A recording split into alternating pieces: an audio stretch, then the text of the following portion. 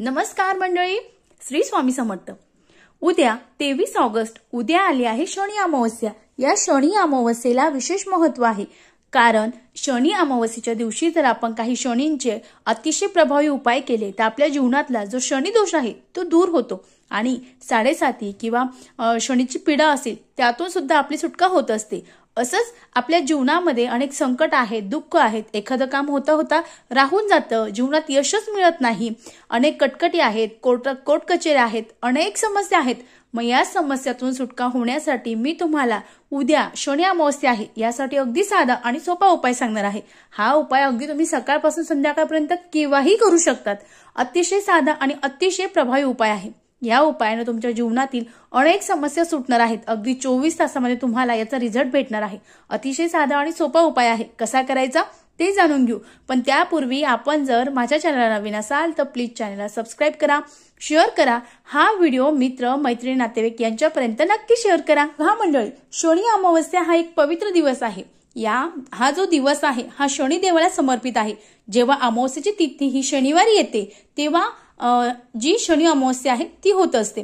मग या दिवशी शनिदेवाचे पूजन करणे, स्नान, दान, धर्म, तर्पण या दिवशी विशेष महत्त्व असतं, कारण या दिवशी आपल्याला शनिदेवाचा आशीर्वाद प्राप्त होत असतो। मग तसेच कुंडलीतला शनिदोष मुक्त होत असतो। यासोबत जी 7.5 आहे त्याचा सुद्धा जो त्रास आहे तो कमी होत असतो। मग या दिवशी आपल्याला न चुकता आपल्या आजूबाजूला कुठेतरी शनी मंदिर असणार आहे, मग शनी मंदिरात जायचं आहे। पण शनी मंदिरात जाण्यापूर्वी आपल्याला मोहरीचं तेल न्यायचं आहे, कारण शनिदेवाला मोहरीचं तेल अतिशय प्रिय आहे।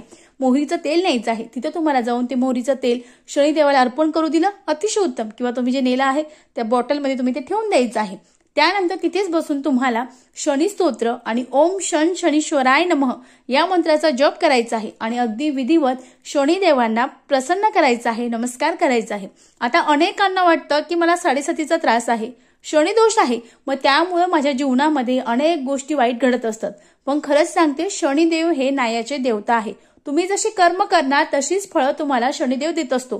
मग तुम्हाला 7.5 असू द्या, शनिदोष असू द्या, अडचक्की असू द्या, अगदी काहीही असू द्या, यासाठी तुमचे जे कर्म आहेत ते कर्म चांगले करा। शनिदेव तुम्हाला 7.5 जरी चालू असेल तरीही तुम्हाला 7.5चा त्रास होणार नाही। आपल्याला शनी दोष दूर करण्यासाठी या दिवशी आपल्याला जे गरीब लोक असतील त्यांच्यासाठी आपल्याला दान द्यायचं आहे। मग दान तुम्ही तळलेले वस्तू असतील ते देऊ शकतात, ज्यांना तेलाची गरज आहे त्यांना तेल देऊ शकतात, ज्यांना वस्त्राची गरज आहे ते वस्त्र देऊ शकतात। या दिवशी तुम्हाला जे अतिशय गरजू आहेत त्यांना जे आपण शूज आहे ते शूज देऊ शकतो।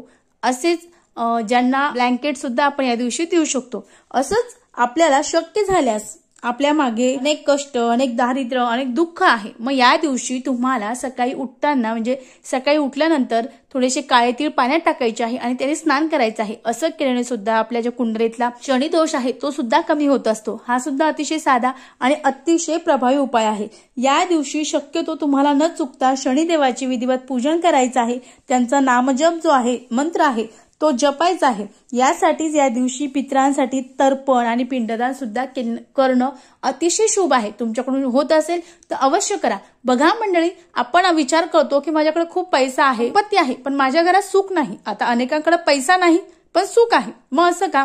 तर बघा, आपले जे पितर असतात, आपले जे पितर पृथ्वी तलावरून स्वर्गामध्ये जातात।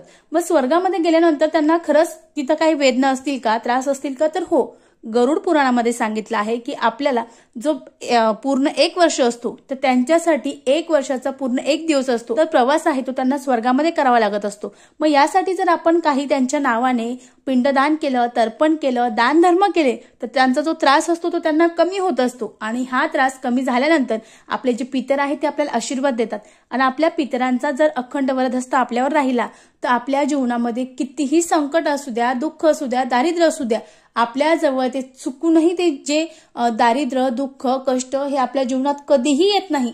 त्यामुळे आपले जे पितर आहेत ते आपल्याला खुश असणं गरजेचं आहे। यासाठी त्यांच्यासाठी आपल्याला या दिवशी दान, धर्म, तर्पण जे आहे ते करणं गरजेचं आहे। शक्य असेल तुम्हाला जसा वेळ भेटेल त्या दिवशी तुम्हाला पिंडदान सुद्धा या दिवशी करायचं आहे. आपले जे पूर्वज आहे त्यांचं नामस्मरण करायचं आहे. नाहीच वेळ भेटला तर अगदी तुम्ही 22 ऑगस्टला किंवा 23 ऑगस्टला जेव्हाही वेळ भेटेल तेव्हा एक दिवा घ्यायचा आहे. त्या दिव्याच्या मातीच्या पंतीमध्ये दोन वातीची एक वात करायची आहे आणि त्यामध्ये जेही तुमच्याकडे तेल आहे ते टाकायचं आहे. तो दिवा प्रज्वलित करायचा आहे आणि दक्षिण दिशेला त्याची वात किंवा तोंड आहे ते करायचं आहे. तुमचे जेही पूर्वज आजी आजोबा कुणी असतील जे मृत पावलेले असेल त्यांचं नामस्मरण करायचं आहे, त्यांना नमस्कार करायचा आहे. अशाने त्यांना अधोगती म्हणजे जी सद्गती आहे ती भेटती आणि त्यांना स्वर्गामध्ये जो त्रास आहे तो कमी होत असतो. मग असंच आपल्या घरामध्ये ग्रहदोष आहे, आपल्या जीवनामध्ये काहीच गोष्टी चांगल्या घडत नाही, काहीच गोष्टी आपल्या मनासारखं घडत नाही. जीवनात अनेक गोष्टी ज्या आहेत त्या वाईट घडत आहेत. मग मला पितृदोष आहेत का? तर हो, तुम्ही जर या शनी अमावस्येला अगदी साधा आणि सोपा उपाय केला तर कितीही प्रखरातला प्रखर पितृदोष असू द्या तो नाहीसा होतो. उपाय कसा करायचा? उपाय अगदी साधा सोपा आहे. मग आपल्याला शनी अमावस्या ही उद्या 11, 11:15 पर्यंत असणार आहे. मग तुम्ही उद्या हा उपाय कधीही करू शकतात, पण शक्यतो तुम्ही अमावस्या संपवण्याच्या आधी केला अतिशय उत्तम. मग तुम्हाला भात घ्यायचा आहे. मग आता आपल्याकडे भात आहे, शिळा आहे कालचा किंवा सकाळचा आहे, आम्ही खाल्लेला आहे, असा उष्टा किंवा शिळा जो भात आहे तो चुकूनही घेऊ नका. तुम्हाला अगदी थोडेसे तांदूळ घ्यायचे आहे आणि त्याचा भात शिजून घ्यायचा आहे. अगदी थोडे घ्या. मग त्यानंतर भात शिजून घ्यायचा आहे. भात शिजवताना त्यामध्ये तेल किंवा मीठ जे आहे ते चुकूनही घालायचं नाही. त्यानंतर तो भात घेतल्यानंतर एका प्लेटमध्ये घ्यायचा आहे. चुकूनही प्लास्टिकची प्लेट घेऊ नका. त्या प्लेट घेतल्यानंतर त्यामध्ये आपल्याला थोडासा काळे तीळ आहे ते टाकायचे आहे. त्यानंतर आपला जो कापूर आहे तो कापूर त्यावर ठेवायचा आहे आणि कापूर सुद्धा पेटवायचा आहे. कापूर पेटवल्यानंतर आपल्याला पूर्ण घरात न्यायचा आहे.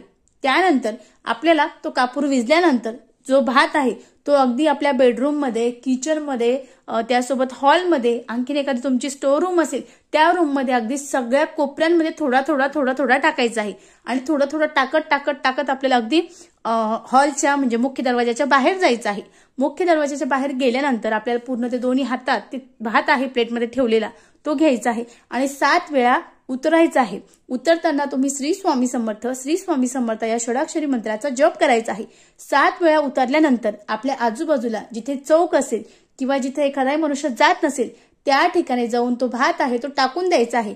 आपल्या घरात गच्चीवर कुठेही ठेवायचा नाही आणि त्यानंतर आपल्याला घरी यायचं आहे. आता दुसऱ्या दिवशी आपल्याला जेव्हा आपण शनिवारी हा उपाय करणार आहोत तर मग तुम्हाला रविवारी सकाळी उठल्यानंतर तुम्ही प्रत्येक घराच्या कोपऱ्यामध्ये भात टाकलेला आहे.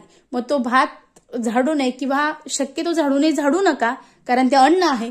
तुम्हाला तो हाताने पूर्ण भात भरायचा आहे आणि भात भरल्यानंतर तुमच्या आजूबाजूला कुठं कावळे येत असतील तिथे कुणाचा पाय जाणार नाही त्या ठिकाणी तो भात नेऊन टाकायचा आहे. असं केल्याने तुम्हाला 100% फरक पडणार आहे. कारण अशी मान्यता आहे की अगदी काही क्षणासाठी आपले जे पूर्वज आहेत ते आपल्या घरी येत असतात. मग शक्यतो आपण त्यांच्या नावाने किंवा आपला जो पितृदोष आहे तो दूर करण्यासाठी आपण या दिवशी आपल्या घरामध्ये जो भात आहे तो शिंपडत आहोत. मग याने सुद्धा आपला प्रखर पितृदोष जो आहे तो दूर होतो. आपल्या जीवनात अनेक समस्या, कष्ट, दारिद्र्य आहेत ते सुद्धा नाहीसे होतात. अगदी साधा पण अतिशय प्रभावी उपाय आहे. हा उपाय जर आपण केला तर आपल्या जीवनातल्या अनेक अडचणी, समस्या सुटणार आहेत. मुलांची प्रगती होणार आहेत. आपल्या अनेक अडचणी आहेत त्या सुद्धा सुटणार आहेत. अतिशय साधा, अतिशय प्रभावी उपाय आहे. सर्वांनी करावा. सर्वांना नक्कीच रिझल्ट भेटेल. झालेली सेवा महाराजांच्या चरणी रुजू करते. व्हिडिओ कसा वाटला? लाईक करा, शेअर करा, कमेंट्स करा. परत भेटू एका नवीन व्हिडिओमध्ये. श्री स्वामी समर्थ. कमेंट्स करायला विसरू नका.